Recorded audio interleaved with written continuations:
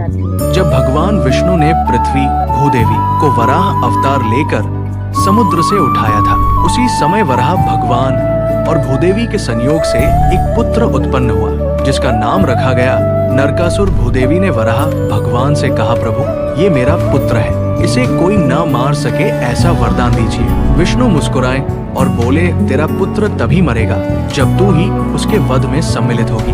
भूदेवी उस समय इस अर्थ को नहीं समझ पाई, पर यही वचन आगे चलकर उसके पुत्र की मृत्यु का कारण बना। ब्रह्मा जी ने उसे प्रागज्योतिषपुर, आज का असम और गुवाहाटी क्षेत्र का राजा बना दिया। शुरू में नरकासुर एक धर्मप्रिय राजा था, पर समय के साथ उसमें अहंकार और शक्ति की प्यास बढ़ती गई। शुक्राचार्य की शरण में जाकर उसने तंत्र मंत्र और मायावी शक्तियां प्राप्त की, और फिर उसने आरंभ किया देवताओं, ऋषियों और स्त्रियों पर अत्याचार। उसने स्वर्ग पर आक्रमण किया, इंद्र को हराया और देवी अदिति के कुंडल तक छीन लिए। यही नहीं रुका, उसने 16,000 राजकुमारियों का अपहरण किया और उन्हें अपने महल में कैद कर लिया। कोई उसके सामने टिक नहीं पाता था।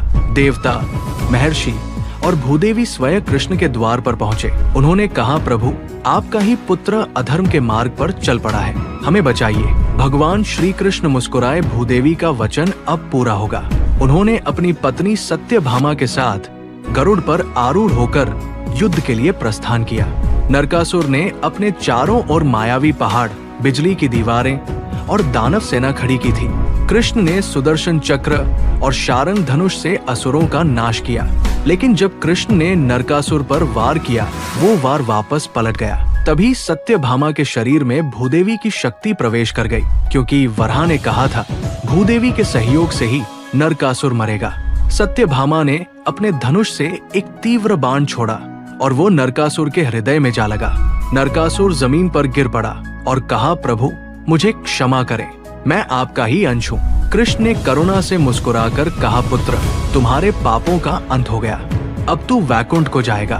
मरते समय नरकासुर ने एक वर मांगा, मेरे मरण के दिन जो मनुष्य स्नान कर पूजा करेगा वो नरक से मुक्त हो। कृष्ण ने वर स्वीकार किया। इसी कारण आज भी कार्तिक कृष्ण चतुर्दशी को लोग नरक चतुर्दशी या छोटी दिवाली के रूप में मनाते हैं। उस दिन सुबह तेल स्नान, दीपदान और प्रार्थना करने से मनुष्य के भीतर का नरक यानी पाप, अंधकार और नकारात्मकता समाप्त होता है।